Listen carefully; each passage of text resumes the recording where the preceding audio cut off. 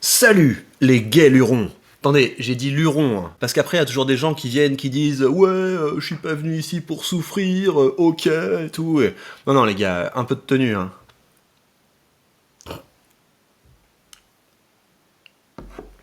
Ça commence bien. Ça commence bien cette histoire. On est 5000. Donc déjà on est 5000 et ça c'est quand même très bien. Ça fait très plaisir qu'on soit 5000. Le problème c'est que vous savez, j'avais fait une publication sur l'onglet communauté de la chaîne où je me suis fixé des objectifs, vous voyez, à 5000, bim, j'achète du Bitcoin, je crois, à 10 000, j'achète un NFT, t'inquiète, machin truc, à 50 000, à 100 000, je crée une crypto, etc. Donc on vient de passer un premier palier, donc ça veut dire que je vais devoir acheter du Bitcoin, et pour moi, c'est une souffrance. Je vous le dis vraiment, hein, c'est une souffrance. Je préfère avoir des actions orange, ça m'excite 1000 fois plus d'avoir des actions orange que d'avoir du Bitcoin. On est à ce niveau-là. Donc aidez-moi, moi je veux acheter du Bitcoin et je veux le stacker, parce que c'est hors de question que j'ai dans mon portefeuille un truc comme ça qui est coucou, je suis de l'or numérique. Non, non, tu bosses et tu me rapportes du fric, donc vous m'expliquez comment on stack du Bitcoin, et je voudrais aussi que vous m'expliquiez, s'il vous plaît, comment est-ce qu'on fait pour acheter du Bitcoin sans se faire rodka? Parce que j'ai l'impression que pour acheter du Bitcoin, il faut faire un transfert vers une plateforme du type Binance, du type FTX, du type je sais pas quoi. Au moment du transfert, on se fait rodka de l'argent.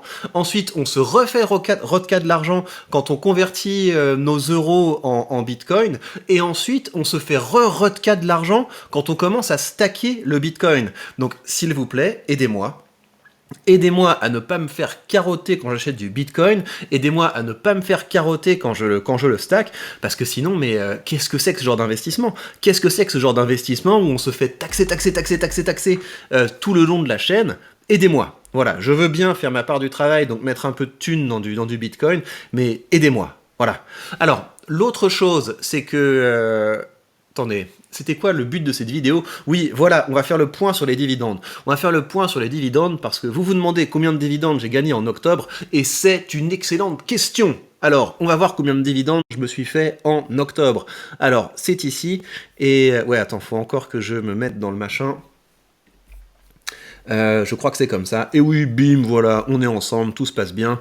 Voilà. Alors, au mois d'octobre, j'ai gagné 153 euros et 64 cents en dividendes. Et ça, c'est quand même pas mal du tout. Ça fait plaisir, c'est déjà un beau petit revenu. Et il me semble que octobre, c'est mon mois le plus faible. C'est mon mois le plus faible. Enfin, en tout cas, ouais, historiquement... Ouais, historiquement, c'est pas génial. Donc, on devrait avoir un beau mois de novembre et on devrait avoir un super mois de décembre. Donc, à voir. Donc, pour avoir des petits points de comparaison, en octobre 2021, j'avais 73 euros en dividendes et en octobre 2022, bah, j'ai plus de 2 fois plus. Donc, on a plus de doublé le revenu en dividendes. Et donc, ça, c'est dû à quoi? Vous le savez, c'est dû à cette petite magie des dividendes. C'est que vous investissez régulièrement, vous récoltez des dividendes que vous réinvestissez. Et quand vous investissez dans de bonnes entreprises, eh bien, ces entreprises augmentent régulièrement leurs dividendes. Donc au bout d'un moment, vous avez un portefeuille qui grandit. Si vous voulez, il y a plusieurs stades dans la carrière d'un investisseur. Moi, je suis dans une phase où j'essaie de construire un portefeuille, donc j'essaie d'investir régulièrement, mais au bout d'un moment, bah, je vais peut-être me calmer sur l'investissement dans les dividendes, et je vais juste les laisser rentrer et avoir cet effet composé dû aux dividendes qui sont réinvestis et à l'augmentation des dividendes, et au bout d'un moment, bah, je consommerai les dividendes, si j'en ai besoin, peut-être que j'en aurai pas besoin, et après, bah, je passerai tout ça à mes enfants pour qu'ils puissent avoir, cette protection dans la vie. C'est ça qui est intéressant. Après, il y a certains d'entre vous qui m'ont dit tiens, il y a un mec qui a fait une vidéo sur les dividendes ne te rendront jamais riche, il faudrait que tu répondes. Je vais répondre à ça, ça m'intéresse, je pense que je vois où il veut en venir et ça peut être intéressant que je débunk ça, mais voilà, je compte bien avoir beaucoup d'argent grâce aux dividendes et surtout une richesse générationnelle qu'on peut transmettre d'une génération à l'autre. Alors, si on regarde maintenant au niveau annuel, donc vous voyez la première année où j'ai investi, j'ai gagné 346 euros en dividendes, la deuxième année 1127 euros, et là on est au cours de la troisième année et je suis à 1743 euros récolté en dividendes, ce qui est pas mal du tout, voilà, c'est pas mal, et donc j'espère qu'on va dépasser les 2000 euros cette année, ce qui est pas impossible, hein. Je pense qu'on va dépasser les 2000 euros cette année, ça voudrait dire qu'on aura presque fait x2, ce qui est assez intéressant, donc c'est une aventure qui est bien partie. Alors évidemment, je vous rappelle que si vous voulez commencer à investir, vous avez sous cette vidéo le lien vers le courtier que j'utilise et en suivant ce lien, vous bénéficiez d'une action gratuite. Le plus important, c'est vraiment d'y aller régulièrement. C'est ça qui est important dans l'investissement, c'est d'y aller régulièrement. Des fois, on n'a pas envie d'investir. Moi, vous voyez, je m'oblige à investir. Je me force à investir parce que toutes les semaines, je vous suggère, tiens, est-ce que j'investis dans ça ou ça? Et évidemment qu'il y a des semaines où j'ai pas envie d'investir. Quand je vois que ça remonte un petit peu et puis qu'après ça rebaisse immédiatement, il y a un côté un petit peu déprimant. Mais c'est pour ça que je me focalise sur la métrique des revenus passifs qui arrivent en dividendes, c'est qu'on voit que sur le long terme, il y a un effet comme ça qui se produit. Il y a un effet qui se produit. Si on regarde octobre de la première année où j'ai investi, j'avais 45 euros. 45 euros, l'année suivante près de 70 euros, c'est ça, hein, ouais, 70 euros, quelque chose comme ça, et puis l'année suivante 150 euros. Donc investir régulièrement, ça fait ça. Ça fait qu'au bout d'un moment, ça vous a pas demandé un effort énorme tous les mois, et puis au bout de quelques années, et là ça fait que 3 ans que j'ai commencé ce portefeuille. Imaginez dans 10 ans le revenu que j'aurai en dividende. Le revenu que j'aurai en dividende, ce sera un vrai petit salaire. Donc c'est vraiment ça pour moi qui est intéressant, c'est on investit régulièrement, on se prend pas trop la tête avec ça monte, ça baisse, je rentre, je sors, etc. On y va tranquillement.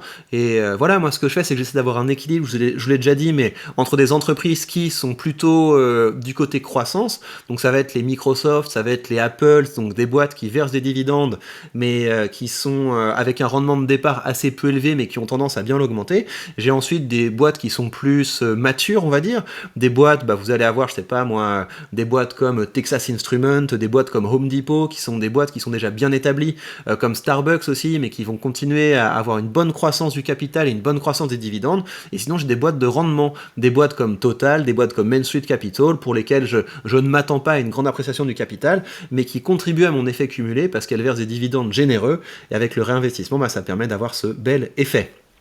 Alors, pour collecter des revenus passifs, il n'y a évidemment pas que les dividendes, et vous savez que moi, je me diversifie en ce moment sur Realty.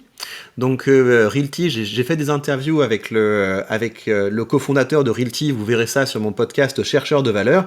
Donc mon portefeuille ressemble à ça aujourd'hui. Donc vous voyez que j'ai investi quelque chose comme 1600$ et j'ai acheté plein de petites maisons.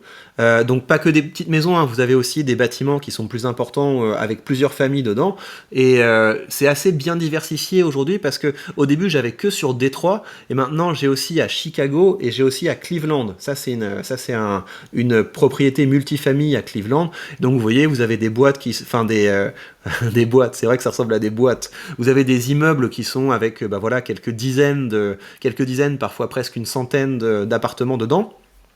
Et puis sinon vous avez des boîtes avec une ou deux familles, des maisons avec une ou deux familles, et vous avez un très bon rendement. Regardez, pour vous donner une idée du rendement, quand je dis que c'est aux alentours de 10%, je rigole pas. Vous voyez que ça c'est ce que ça me rapporte par an. Donc 1600 $, qui rapporte 156$ par an. Ça c'est ce que ça rapporte par mois, c'est ce que ça rapporte par semaine. Et ce qui est intéressant, c'est que vous pouvez immédiatement réinvestir les loyers que vous percevez. Les loyers sont versés toutes les semaines pour pouvoir acheter des fractions de maisons. Donc c'est ce que vous voyez ici. Par exemple, celle-là, vous voyez, j'ai des fractions. En réinvestissant les dividendes, j'ai chopé des fractions de celle-là. Celle-là aussi, en réinvestissant les dividendes, j'ai chopé des fractions. Donc c'est super intéressant parce qu'il n'y a pas de friction. Donc vous n'avez pas une retenue du dividende à la source. Par contre, c'est encore un petit peu flou au niveau de la fiscalité. A priori, ça va être imposé avec une flat tax, vous voyez. Donc ça veut dire que vous n'êtes pas prélevé à la source, ce qui est quand même très intéressant parce que vous pouvez réinvestir tout de suite et donc avoir cet effet cumulé. Et je pense qu'au bout d'un moment, vous devez quand même déclarer 30% de ce que vous avez. Enfin, vous devez déclarer ce que vous avez gagné comme revenu. Et ensuite, c'est imposable à 30%. Donc c'est comme quand vous déclarez vos dividendes en fait.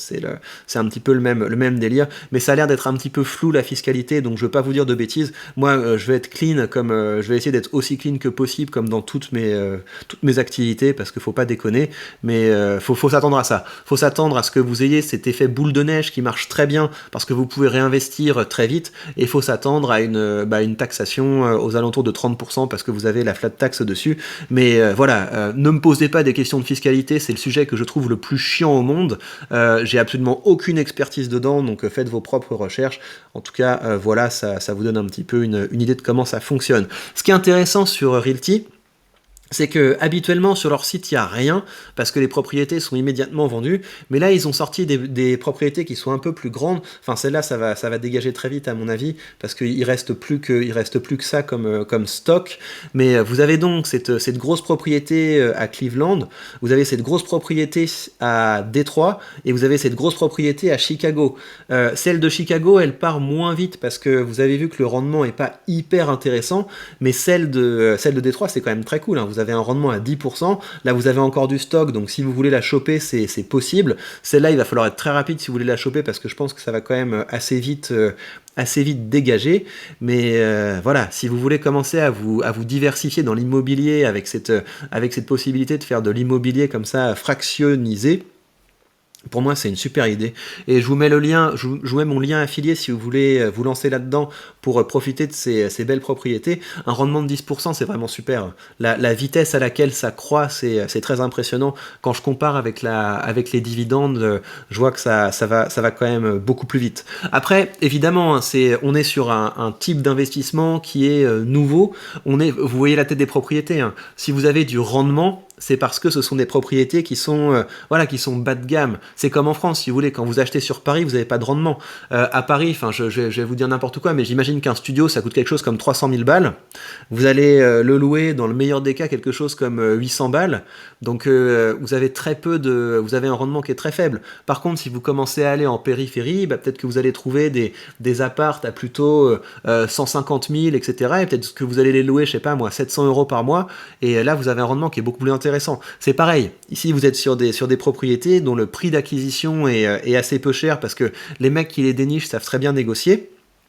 Et ensuite, vous avez un rendement qui est très intéressant, qui est beaucoup plus intéressant que si c'était à New York. Vous voyez, à New York, c'est une ville qui est tellement prestigieuse que le prix de départ auquel vous achetez les biens est extrêmement cher. Donc vous avez ce risque qu'on est sur de l'immobilier qui est plutôt bas de gamme, dans des quartiers qui sont aussi plutôt bas de gamme, mais vous avez le rendement qui va avec. Et l'intérêt, c'est que vous mettez 50 balles par propriété et vous pouvez comme ça très bien vous diversifier. Après voilà, hein, moi je vous parle de ça parce que je trouve ça intéressant, parce que moi j'aime bien investir là-dedans et comme ça vous donne une idée. Je pense pas que je recommanderais ça à ma maman, vous voyez. C'est un domaine qui est quand même un peu plus je dirais pas obscur, mais un peu plus technique. Comme ça on est vraiment sur un nouveau type d'investissement. Donc c'est pour les investisseurs qui sont plutôt expérimentés.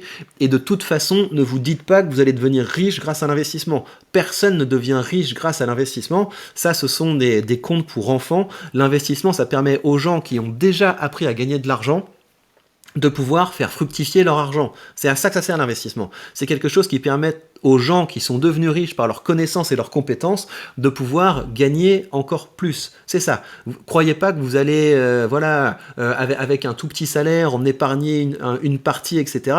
Enfin, de toute façon c'est sain d'épargner et d'investir une partie, mais dites-vous que vous pouvez vous retrouver un moment le couteau sous la gorge à devoir payer des factures impayées, etc. Et si vous voulez retirer votre argent de la bourse à un moment où ça a baissé, c'est là que vous perdez de l'argent. Moi je m'en fous complètement. L'argent que j'investis, c'est de l'argent dont j'ai pas besoin pour vivre. Donc ça peut monter, ça peut baisser, etc. Je suis là sur le très long terme. Donc c'est pour ça que je suis aussi relax et que vous me voyez jamais paniquer quand les marchés baissent, etc. Parce que je suis très relax, parce que je sais que j'ai un horizon long terme. Voilà, c'était juste pour clarifier ça. Ne croyez pas que vous allez devenir riche grâce aux investissements, riche grâce à la bourse. C'est très sexy parce que vous voyez des rendements de 10%, vous vous dites ouais, etc.